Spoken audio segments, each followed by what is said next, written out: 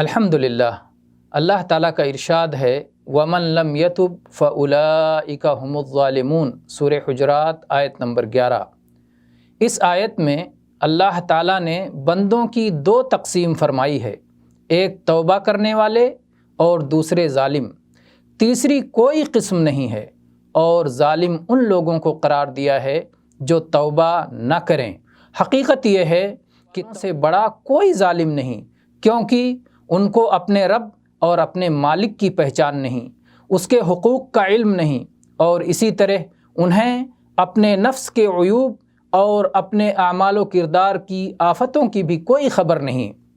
صحیح مسلم حدیث نمبر 2702 میں ہے کہ نبی صلی اللہ علیہ وسلم نے فرمایا، اے لوگو، اللہ سے توبہ کرو، اللہ کی قسم ہے میں ایک دن میں 70 بار سے زیادہ اللہ تعالیٰ سے توبہ کرتا ہوں۔